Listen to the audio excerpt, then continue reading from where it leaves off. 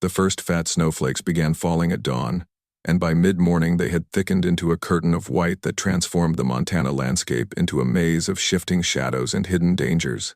Grace McKenna stood at her kitchen window, watching the storm gather strength while her coffee grew cold in her hands. After 3 years of working the Circle M ranch alone, she'd learned to read the weather signs, and everything about this storm spelled trouble. 30 head of her prize Angus cattle were still in the high pasture, a day's ride from the safety of the winter barn. She'd planned to bring them down yesterday, but a broken wagon axle had delayed her, and now the storm that the old-timers had been predicting for weeks was finally upon them. Without those cattle, she'd lose not just the animals but any hope of making the loan payment due at the bank next month. Grace pulled on her heaviest coat and headed for the barn, her boots crunching through snow that was already ankle-deep and falling faster with each passing minute. Her horse, a sturdy mare named Belle, nickered softly as Grace entered the barn, as if sensing the urgency of the situation. "We've got work to do, girl," Grace murmured, reaching for the saddle. Those cattle won't bring themselves home. As she prepared for what she knew would be a dangerous journey, Grace found herself thinking about her late husband James and how he would have handled this crisis. James had been fearless in the face of weather, equally at home in blazing heat or bitter cold, and he'd taught her everything she knew about reading cattle and predicting their behavior. But James had also been cautious, never taking unnecessary risks, and she could almost hear his voice warning her against riding alone into a blizzard. But what choice did she have? Her nearest neighbor was old Pete Sullivan, 12 miles to the east, and he was past 70, with arthritis that kept him close to his fire during weather like this. The hired hands she'd employed during the summer had long since moved on to warmer climates, leaving her to face the Montana winter alone. Grace was cinching Belle's saddle when she heard the sound of approaching hoofbeats through the storm. She paused, listening carefully to the rhythm of the horse's gait, trying to determine if this was friend or stranger approaching her isolated ranch. In country like this, during weather like this, unexpected visitors could mean anything from help to trouble. Through the swirling snow, a rider materialized like something from a dream, his dark coat and hat making him almost invisible against the storm. He rode with the easy confidence of someone who'd spent his life in the saddle, and when he drew closer, Grace could see that despite the harsh conditions, both horse and rider appeared fresh and strong. "Ma'am," the stranger called out as he approached the barn, touching the brim of his hat in a gesture of old-fashioned courtesy. "Name's Daniel Crawford. I was riding through when the storm hit, wondering if I might trouble you for shelter until it passes." Grace studied the man carefully, noting the quality of his gear and the way he sat his horse. He appeared to be in his 30s, with dark hair visible beneath his hat and steady brown eyes that met hers directly. His clothes were well made but worn from hard use, and his horse was a fine bay gelding that spoke to good judgment in horseflesh. "You're welcome to shelter, Mr. Crawford," Grace replied, "but I'm afraid I've got to head out into this storm myself. I've got cattle stranded in the high pasture, and if I don't get them down before this gets worse, I'll lose them all." Daniel's expression shifted from polite gratitude to genuine concern as he dismounted and led his horse into the barn. "How many head, and how far out?" 30 prime Angus, about 8 miles into the high country. It's rough terrain, even in good weather, and in this." Grace shook her head, not wanting to voice her fears about what they might encounter. "You planning to go alone?" Daniel asked, and Grace heard something in his tone that suggested he already knew the answer and didn't approve. "Don't have much choice. Those cattle represent most of my herd, and without them, I'll lose the ranch." Grace finished saddling Belle, her movements sharp with determination and suppressed worry. "I appreciate your concern, Mr. Crawford, but this isn't your problem." Daniel was quiet for a moment, studying Grace's face in the dim light of the barn. He saw strength there, and courage, but also the kind of desperate determination that could lead to tragedy. "Ma'am, with respect, riding alone into a blizzard to round up 30 head of cattle isn't just dangerous, it's suicide. Those animals will be scattered and spooked, and if the weather gets worse—" "I know the risks," Grace cut him off, her voice sharp with tension. "But I also know what happens if I lose those cattle. The bank forecloses, and everything my husband and I built together disappears." "Then let me help," Daniel said simply. "2 riders have a better chance than one, and my horse is fresh. We can cover more ground, watch each other's backs." Grace paused in her preparations, torn between gratitude and suspicion. In her experience, men who offered help to vulnerable widows usually wanted something in return, and she'd learned to be wary of such generosity. I can't pay you for your time. Didn't ask for payment, Daniel replied evenly. Sometimes folks just help because it's the right thing to do. Through the barn door, they could see the storm intensifying, the wind driving snow horizontally across the yard in sheets that reduced visibility to mere yards. Grace knew that every minute of delay made the rescue more dangerous, but she also recognized the truth in Daniel's words alone. She might not survive the journey, let alone succeed in bringing the cattle home. All right, she said finally, but I'm leading this operation. It's my land, my cattle, and my responsibility. Daniel nodded with apparent satisfaction. Understood. What's the plan? As they finished preparing their horses and gathered supplies for the journey, Grace found herself stealing glances at her unexpected partner. Daniel moved with the quiet efficiency of someone accustomed to hard work and dangerous situations, checking his gear with the thoroughness of an experienced horseman. When he spoke, it was to ask practical questions about the terrain and the cattle's likely behavior, not to question her knowledge or authority. The high pasture sits in a bowl between two ridges, Grace explained as they led their horses outside into the storm. There's some natural shelter there, but if the cattle got spooked by the wind, they might have tried to head for lower ground. That means they could be scattered across 5 or 6 square miles of rough country. Daniel pulled his hat down low and wrapped his scarf around his face, leaving only his eyes visible. How long since you've seen them? 3 days. I was planning to bring them down yesterday, but Grace gestured toward the broken wagon still sitting in her yard, its damaged axle a stark reminder of how quickly plans could go wrong on the frontier. 3 days in weather like this, they'll be looking for any shelter they can find, Daniel observed. Could work in our favor if they've holed up together, or against us if they've scattered to find individual protection. As they mounted their horses and headed into the storm, Grace felt a mixture of relief and apprehension. Having help was undeniably beneficial, but she couldn't shake the feeling that accepting Daniel's assistance was opening a door she wasn't sure she was ready to walk through. The storm hit them full force as they climbed into the foothills, transforming the familiar landscape into an alien world of white confusion. Snow drove into their faces like frozen needles, and the wind howled through the mountain passes with a voice that seemed to mock their efforts. Grace had to shout to be heard over the roar of the blizzard, even when Daniel rode close beside her. Trail splits ahead, she called out, pointing toward 2 barely visible paths that led up into the high country. Left goes to the winter shelter, right leads to the main pasture. Daniel studied both options, noting how the snow had already drifted across the trails, making passage treacherous for both horses and riders. If they had any sense, they'd have headed for the shelter when the storm started. But cattle don't always do what makes sense. Grace nodded grimly. She'd been ranching long enough to know that livestock could be maddeningly unpredictable, especially when frightened by severe weather. We'll try the shelter first. If they're not there, we'll have to search the main pasture. They took the left fork, their horses struggling through snow that was now knee-deep and getting deeper with each passing hour. Belle snorted and shook her head as the wind tried to drive snow into her nostrils, but she pushed forward gamely, trusting in Grace's guidance.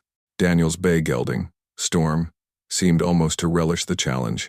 His ears pricked forward as he navigated the treacherous footing. Your horse has a fitting name, Grace observed during a brief lull in the wind.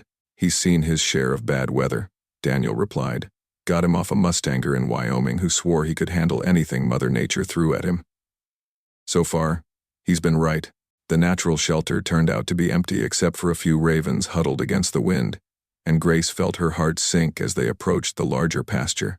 The open grassland stretched before them like a white ocean, with visibility so poor that they could barely see 50 yards in any direction. How do we even begin to search in this? Grace asked, the magnitude of the task suddenly overwhelming her. Daniel had been thinking the same thing. Cattle will head for anything that blocks the wind trees, rock formations, even fence lines. We'll work in a grid pattern, each of us taking a section, but we stay within sight of each other, no matter what. For 3 hours they searched through the howling storm, following fence lines and checking every grove of trees, every rocky outcrop that might provide shelter for frightened animals. The cold was brutal, seeping through their clothes despite layers of wool and leather, and Grace could feel ice forming on her eyebrows and scarf. Several times they thought they spotted cattle in the distance, only to discover snow-covered boulders or fallen logs. It was Daniel who finally spotted the first real sign tracks in a sheltered area where the snow hadn't drifted as deeply. Here, he called out, dismounting to examine the prints more closely. Definite cattle sign. And recent. They're moving together, which is good news. Grace felt a surge of hope mixed with renewed determination. Which direction? Daniel pointed toward a stand of pine trees barely visible through the snow. That way. Looks like they're trying to reach those trees for windbreak. As they followed the tracks, both riders began to feel the cumulative effects of the storm. The cold was numbing their hands and feet despite heavy gloves and boots, and their horses were tiring from the constant struggle through deep snow. But the discovery of the tracks had given them new energy, and they pressed on toward the distant trees.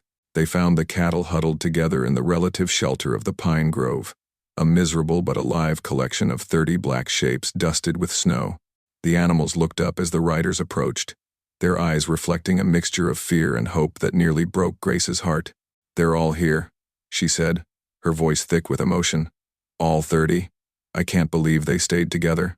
"Smart animals," Daniel observed. "Now comes the hard part, getting them home through this storm." Moving 30 head of cattle through a blizzard proved to be one of the most challenging tasks either Grace or Daniel had ever attempted. The animals were reluctant to leave their sheltered grove, and when they finally did begin moving, they kept trying to turn back or scatter in different directions. The wind and snow made it impossible to use normal herding calls, forcing Grace and Daniel to rely on positioning and patience to keep the herd together. "We need to get them strung out in a line," Grace shouted over the storm, positioning Belle to block the cattle from turning back toward the trees. "If they bunch up, the ones in back won't be able to see where they're going." Daniel worked the other side of the herd, using Storm's size and presence to guide the cattle toward the trail that led down from the high country. Several times individual animals tried to break away from the group, forcing him to ride hard through the snow to turn them back. The work was exhausting for both horses and riders, made more difficult by the steadily worsening conditions. "How much farther?" Daniel called out as they finally got the herd moving in the right direction. 5 miles to the winter pasture," Grace replied, wiping snow from her eyes. "But at this rate, it'll take us 3 hours or more." The journey down from the high country became a nightmare of endurance and determination. The trail was treacherous with ice and deep snow, forcing them to move slowly to avoid losing cattle over the edges of steep drop-offs. Twice they had to stop completely when the wind became so fierce that visibility dropped to 0, huddling with the cattle until the worst of the gusts passed. During one of these enforced stops, Daniel noticed that Grace was shivering uncontrollably despite her heavy coat. "You're getting too cold," he said, dismounting and moving to stand beside Belle. "We need to get you warmed up." "I'm fine," Grace protested, but her chattering teeth betrayed her words. Without asking permission, Daniel reached up and pulled her down from her saddle, wrapping his arms around her to share his body heat. Grace stiffened at first, unaccustomed to such intimate contact with a man she'd known for less than a day, but the warmth he provided was undeniably necessary. "This is just practical," Daniel said quietly, his breath warm against her ear. "No good you. Freezing to death before we get these cattle home." Standing pressed against Daniel's solid warmth, Grace found herself acutely aware of more than just the heat he provided. There was something comforting about his presence, something that made her feel less alone in the vast wilderness of the storm. For the first time since James's death, she allowed herself to lean on another person's strength. "Thank you," she whispered, meaning more than just the shared warmth. "For what?" "For helping. For not giving up when it got hard. For," she paused, struggling to put her feelings into words, "for making me feel like I'm not facing this alone." Daniel's arms tightened around her slightly. "You're not alone, Grace. Not today, anyway." When the wind died down enough to continue, they remounted and pushed on with the herd. But something had changed between them during that brief moment of shared warmth. The professional partnership had deepened into something more personal, a connection forged in the crucible of shared danger and mutual dependence. The final push to reach the winter pasture tested every ounce of strength and determination that Grace and Daniel possessed. The storm had reached blizzard intensity, with winds gusting to 50 miles per hour, and snow falling so heavily that they could barely see the cattle directly in front of them. Several times, animals stumbled and fell in the deep drifts, requiring both riders to dismount and help the struggling beasts regain their footing. "There," Grace shouted, pointing through the swirling snow toward a dark line that marked the fence of her winter pasture. Just another half-mile. But that last half-mile proved to be the most dangerous yet. A steep ravine crossed their path, normally fordable, but now filled with drifted snow that could hide deadly drop-offs. Grace knew the terrain well, but in the whiteout conditions, Even familiar landmarks had become invisible. "Stay close to me," she called to Daniel. "There's a safe crossing about 100 yards to the right, but if we miss it," she didn't need to finish the sentence. Both of them understood that a wrong step could send horse and rider tumbling into the ravine, with potentially fatal consequences. Daniel worked to keep the cattle bunched together while Grace picked their way carefully along the edge of the ravine, searching for the crossing she knew was there somewhere. When she finally found it, a narrow bridge of solid ground between high banks, she felt a surge of relief so intense it was almost overwhelming. "Here," she called back.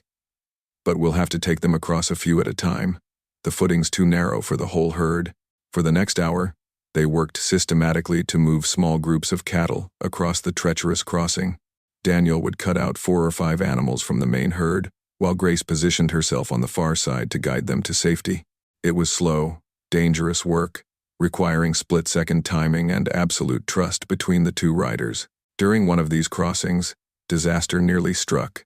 A young steer, spooked by the wind and unfamiliar surroundings, tried to bolt back toward the main herd, just as it reached the narrowest part of the crossing. Daniel spurred Storm forward to turn the animal, but the sudden movement caused his horse to slip on the icy ground. Grace watched in horror as Storm's hind legs went over the edge of the ravine, threatening to drag both horse and rider into the depths below. Without thinking, she drove Belle forward, leaning out of her saddle to grab Storm's bridle and help pull the struggling horse back to safety. "Easy, boy," she murmured to the frightened gelding, her hands steady despite the adrenaline coursing through her veins. "You're all right now." Daniel's face was pale with shock as he dismounted to check Storm for injuries. "That was close. Too close. But we made it," Grace said, surprised by the fierce protectiveness she felt toward this man who had risked his life to help her save her cattle. "That's what matters." When they finally reached the winter pasture and drove the last of the cattle through the gate, both Grace and Daniel were exhausted beyond description. The animals, sensing safety at last, spread out across the sheltered field and began pawing through the snow to reach the grass beneath. "They'll be fine now," Grace said, leaning against the gatepost as relief washed over her. "The pasture's sheltered, and there's hay in the shed if they need it." Daniel nodded, but his attention was focused on Grace rather than the cattle. In the dim light of the storm, he could see that she was swaying slightly with exhaustion, her face pale with cold and fatigue. "We need to get you inside and warmed up," he said, taking her arm to steady her. "You've pushed yourself too hard." "So have you," Grace replied. But she didn't pull away from his supportive touch. "Come on. Let's get the horses taken care of, and then we'll both warm up by the fire." Back at the ranch house, Grace fumbled with numb fingers to light the oil lamps while Daniel tended to their horses in the barn. The simple act of being inside, out of the wind and snow, felt like the greatest luxury imaginable after their ordeal in the storm. She had just gotten the fire started when Daniel knocked on her door, his arms full of firewood he'd gathered from her woodpile. "Thought you might need this," he said, stamping snow off his boots before entering. "That fire's going to need feeding if we want to get properly warm." Grace accepted the wood gratefully, noting how Daniel moved with obvious stiffness after their long day in the saddle. "You're hurt," she observed, seeing him wince as he bent to stack wood beside the fireplace. "Just sore," Daniel replied, but Grace could see it was more than that. "Storm wrenched my shoulder a bit when he slipped back there, but it's nothing serious." "Let me see," Grace said, her practical nature overriding any sense of impropriety. She'd learned basic medical skills from necessity during her years as a rancher's wife, and she could see that Daniel was in more pain than he wanted to admit. Daniel started to protest, but Grace was already moving toward him with the determined expression he was beginning to recognize. "Really? It's fine. Sit down and let me look at it," Grace interrupted, pointing toward one of the kitchen chairs. "You saved my cattle today, possibly my entire future. The least I can do is make sure you're not seriously injured." Reluctantly, Daniel allowed her to help him remove his coat and shirt, revealing a broad shoulder that was already beginning to show the purple bruising of a severe wrench. Grace's hands were gentle but thorough as she examined the injury, her touch sending unexpected warmth through Daniel's tired body. "It's not dislocated, but you've strained the muscles badly," she diagnosed, reaching for a bottle of liniment from her medical supplies. "This will help with the pain and swelling." As Grace worked the healing oil into Daniel's shoulder, both of them became acutely aware of the intimacy of the situation. They were alone in the storm-wrapped house, sharing a closeness that went beyond the merely practical. The firelight played across Grace's face as she concentrated on her ministrations, and Daniel found himself studying the determined set of her jaw, the gentle curve of her neck. "Grace," he said quietly, his voice rougher than usual. She looked up at him, her hand stilling on his shoulder. "Yes, thank you. For everything today. For trusting me to help. For saving Storm when he slipped. For—" He paused, struggling to find words for the complex emotions swirling through him. "For letting me be part of something important." Grace felt her heart begin to beat faster as she met his eyes. "I couldn't have done it without you, Daniel. When I saw that storm coming, I thought I was going to lose everything. But you made me believe we could save them." The space between them seemed to shrink without either of them moving. Grace was suddenly very aware of the warmth of Daniel's skin beneath her hands, of the way he was looking at her with an expression that made her feel beautiful and desired for the first time in years. "Grace," Daniel whispered, and this time her name sounded like a prayer. When he reached up to cup her face with his hand, Grace didn't pull away. Instead, she leaned into his touch, her eyes closing as she allowed herself to feel the comfort and connection she'd been denying herself for so long. "Is this what you want?" Daniel asked, giving her every opportunity to step back, to maintain the careful distance they'd established. Instead of answering with words, Grace leaned forward and kissed him, a gentle touch that spoke of gratitude and growing affection, and the tentative hope that perhaps she didn't have to face the world alone anymore. The storm raged for 3 more days, trapping Grace and Daniel together in the cozy warmth of the ranch house. What had begun as a practical arrangement, 2 strangers seeking shelter from dangerous weather, gradually transformed into something deeper and more meaningful, as they shared meals, conversation, and the quiet intimacy of people learning to know each other's hearts.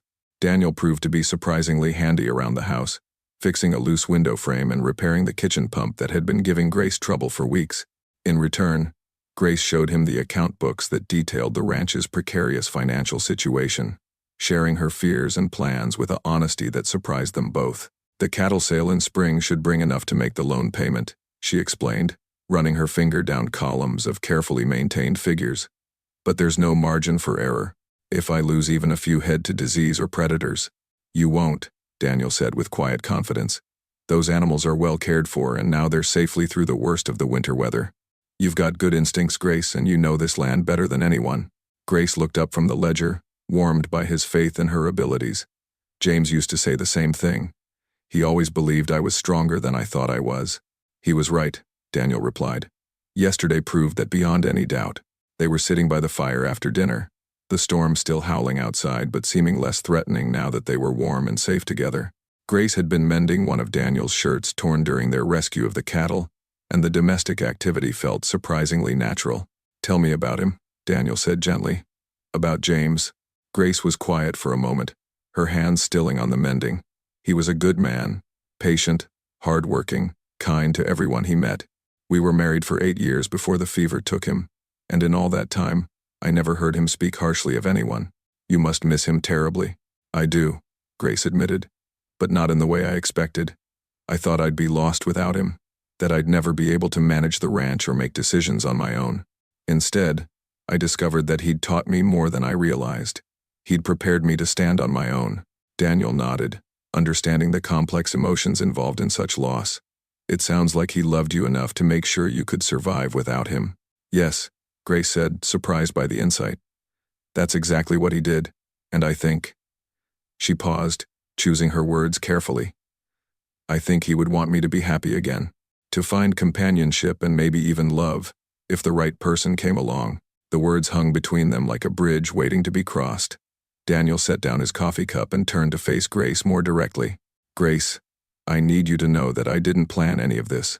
I was just looking for shelter from the storm, and instead, I found—" He shook his head, struggling to articulate feelings that had grown stronger with each passing hour. "I found something I didn't even know I was looking for."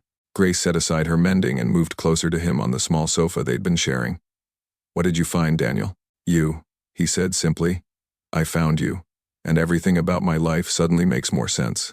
The wandering, the restlessness, the feeling that I was searching for something I couldn't name it, all led me here, to you, to this moment."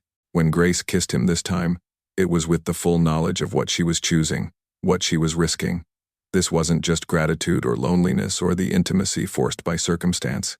This was the beginning of something real and lasting, a connection that had the potential to change both their lives. When the storm finally broke on the fourth day, it revealed a world transformed by snow and ice, beautiful, but treacherous. Grace and Daniel stood on her porch, breathing the crisp, still air and marveling at how different everything looked beneath its blanket of pristine white. "I should check on the cattle," Grace said, though she found herself reluctant to break the spell of intimacy that the storm had woven around them.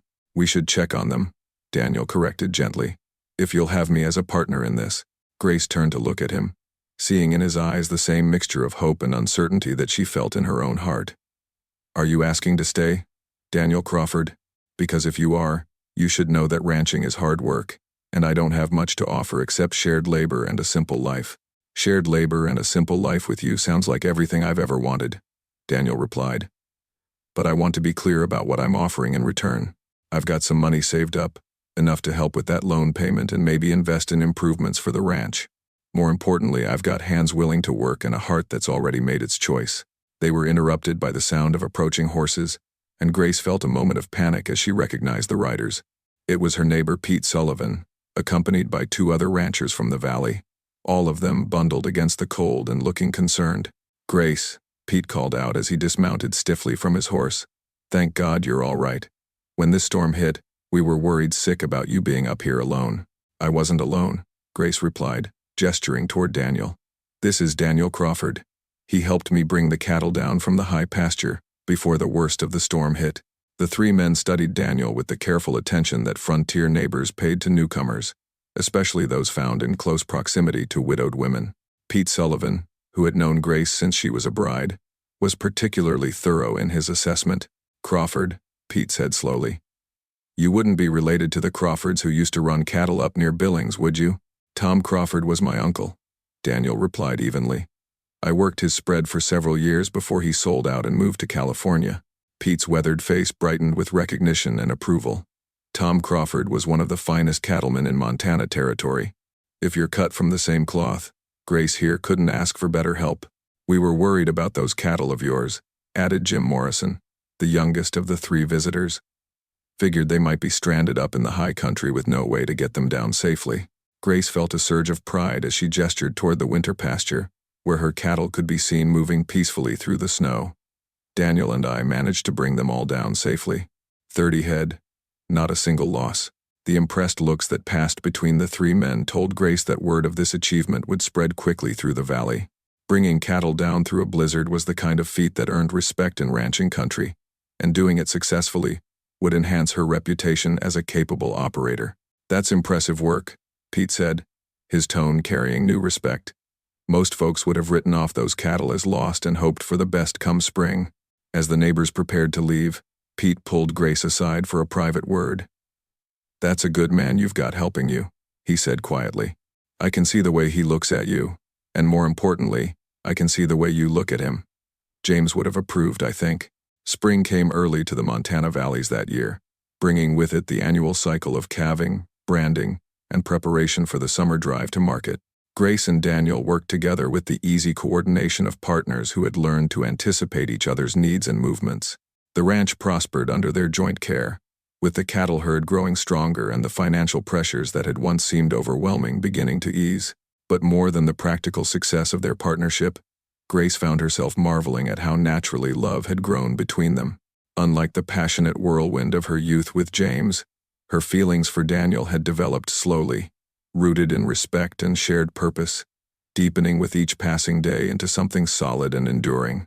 "The Hendersons are planning a barn raising next month," Grace mentioned one evening as they sat on the porch, watching the sunset paint the mountains in shades of gold and purple. "It's traditional for couples to attend together." Daniel looked at her with a slight smile. "Are you asking me to escort you to a social gathering, Miss McKenna?" "Actually, I was thinking more along the lines of announcing our engagement," Grace replied, her heart beating faster as she voiced the thought that had been growing in her mind for weeks. Daniel set down his coffee cup and turned to face her fully. "Grace McKenna, are you proposing to me?" "Maybe I am," Grace said, surprised by her own boldness but certain of her feelings. "We work well together, we care for each other, and I can't imagine facing the future without you beside me. If that's not a basis for marriage, I don't know what island." Daniel reached into his pocket and withdrew a small velvet pouch, his eyes twinkling with amusement. Funny you should mention that. I've been carrying this around for 2 weeks, trying to work up the courage to ask you the same question. Grace gasped as he opened the pouch to reveal a simple gold band set with a single perfect sapphire. Daniel, it's beautiful. It was my grandmother's ring, Daniel explained as he slipped it onto her finger. She always said it should go to the woman who made me believe in forever. I think she would have liked you very much. Their wedding took place 6 weeks later in the small church in town, with what seemed like half the territory in attendance. Grace wore her mother's ivory silk dress, carefully preserved and still beautiful, while Daniel stood proud in a new black suit that made his brown eyes look like warm chocolate.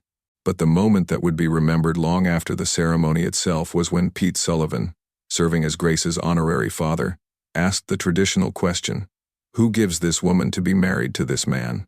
A voice from the congregation called out, "We all do," and the entire church erupted in laughter and applause. It was true the whole community had watched Grace and Daniel's courtship with approval, recognizing in their partnership the kind of love that strengthened not just individuals but entire communities.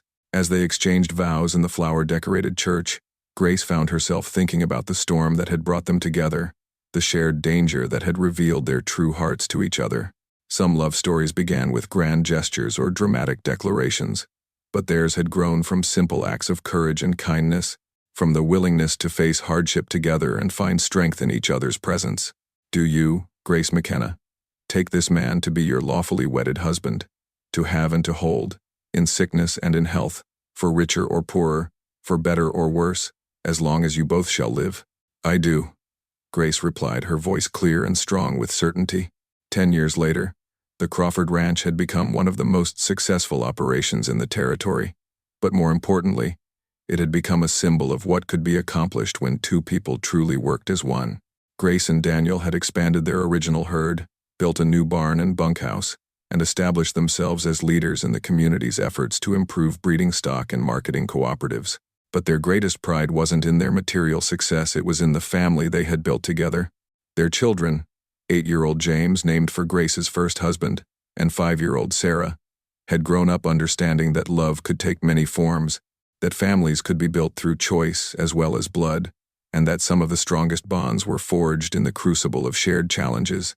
"Tell us the story again, Mama," Sarah requested, as she did every evening during winter when the family gathered around the fire. "Tell us about the big storm."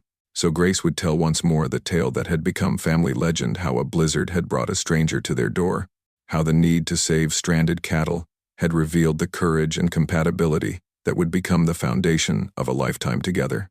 She would describe the desperate journey through the storm, the moment when Daniel's horse nearly fell into the ravine, the way they had worked together to bring 30 head of cattle home safely. "And that's when Daddy knew he loved Mama?" James would ask, though he knew the answer by heart. "That's when we both knew," Daniel would reply, pulling Grace closer on the sofa where they still sat together each evening. "Sometimes love comes like lightning, fast and dramatic, but sometimes it comes like